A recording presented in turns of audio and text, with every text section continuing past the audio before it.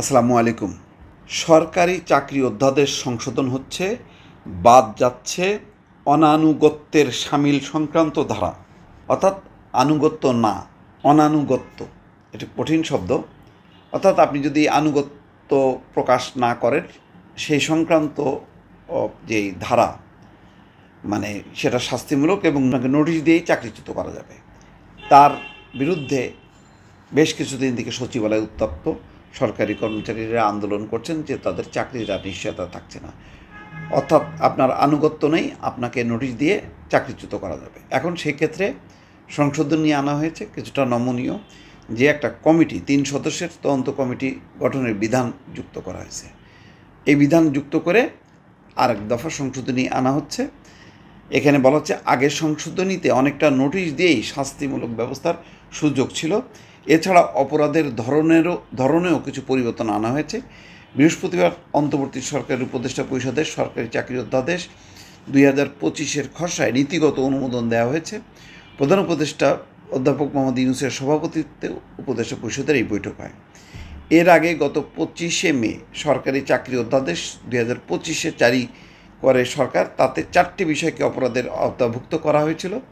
সেগুলো ছিল: সরকারি কর্মচারী যদি এমন কোনো কাজে লিপ্ত হন যা অনানুগত্যের শামিল, বা যা অন্য যে কোনো সরকারি কর্মচারীর মধ্যে অনানুগত্য সৃষ্টি করে বা শৃঙ্খলা বিঘ্নিত করে, কর্তব্য সম্পাদনে বাধা সৃষ্টি করে, অন্যান্য কর্মচারীর সঙ্গে সমবেতভাবে বা এককভাবে ছুটি ছাড়া বা কোনো যুক্তিসঙ্গত কারণ ছাড়া নিজ কর্ম থেকে অনুপস্থিত থাকেন বা বিরত থাকেন, কর্তব্য সম্পাদনে ব্যর্থ হন, অন্য যে কোনো কর্মচারীকে তার কর্ম থেকে অনুপস্থিত থাকতে বা বিরত থাকতে বা কর্তব্য পালন না করার জন্য উস্কানি দেন, প্ররোচিত করেন এবং যে কোনো সরকারি কর্মচারীকে তার কর্মে উপস্থিত হতে বা কর্তব্য সম্পাদনে বাধাগ্রস্ত করেন, তাহলে তিনি অসদাচরণের দায়ে দণ্ডিত হবেন।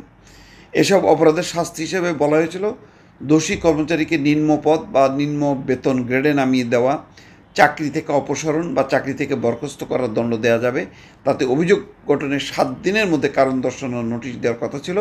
আর অভিযুক্ত ব্যক্তিকে দোষী সাব্যস্ত করা হলে তাকে কেন দণ্ড আরোপ করা হবে না সে বিষয়ে আরও 7 কর্মদিবসের মধ্যে কারণ দর্শানোর নোটিশ দেওয়ার কথা ছিল। তার ভিত্তিতে দণ্ড আরোপ করা যাবে। এরপর অধ্যাদেশটি বাতিলের দাবিতে সচিবালয়ের ভেতরে ব্যাপক আন্দোলন গড়ে তোলেন বিভিন্ন মন্ত্রণালয় এবং বিভাগের কর্মচারীরা। এরপর এই অধ্যাদেশ নিয়ে উদ্ভূত পরিস্থিতি পর্যালোচনায় আইন উপদেষ্টা আসিফ নজরুলের নেতৃত্বে উচ্চ পর্যায়ে একটা কমিটি গঠন করা হয়। এখন অধ্যাদেশটি সংশোধনের সিদ্ধান্ত নিয়েছে সরকার। জনপ্রশাসন মন্ত্রণালয় একটি সূত্র জানায়, এখন অনানুগত্যের শামিল সংক্রান্ত ধারাটি বাদ দেওয়ার সিদ্ধান্ত হয়েছে। সংশোধনে অনানুগত্যের শামিল সংক্রান্ত ধারাটির জায়গায় বলা হয়েছে, ঊর্ধ্বতন কর্তৃপক্ষের বৈধ আদেশ অমান্য করেন, আইনসঙ্গত কারণ ব্যতিরেকে সরকারের কোনো আদেশ, পরিপত্র কিংবা নির্দেশ অমান্য করেন বা উহার বাস্তবায়ন বাধাগ্রস্ত করেন, এসব কাজে অন্য সরকারি কর্মচারীকে প্ররোচিত করেন, এসব ক্ষেত্রে ব্যবস্থা নেওয়া হবে। এছাড়া অভিযোগের বিষয়ে নিরপেক্ষ তদন্তের জন্য 3 দিনের মধ্যে 3 সদস্যের তদন্ত কমিটি গঠন করার বিষয়ে অধ্যাদেশে অন্তর্ভুক্ত করার সিদ্ধান্ত হয়েছে। এই কমিটির সদস্যরা অভিযুক্ত কর্মচারীর জ্যেষ্ঠ হতে হবে এবং অভিযুক্ত কর্মচারী নারী হলে তদন্ত কমিটিতে আবশ্যিকভাবে একজন নারী সদস্য অন্তর্ভুক্ত হবেন। তাছাড়া তদন্তের আদেশ পাওয়ার পরবর্তী 14 কর্মদিবসের মধ্যে আবশ্যিকভাবে তদন্ত কাজ শেষ করে প্রতিবেদন দাখিল করতে হবে।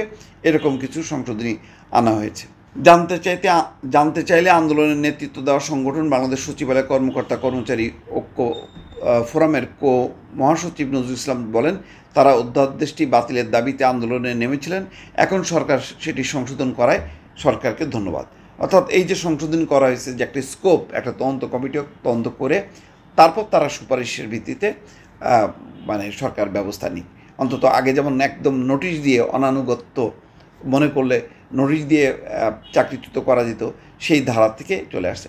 ধারণা করা যায় হয়তো এর ফলে কর্মচারীদের মধ্যে, সরকারি কর্মচারীদের মধ্যে অন্তত একটা আস্থা তৈরি হবে এবং তারা আন্দোলন প্রত্যাহার করবে। দর্শক ভালো থাকবেন, আল্লাহ হাফেজ।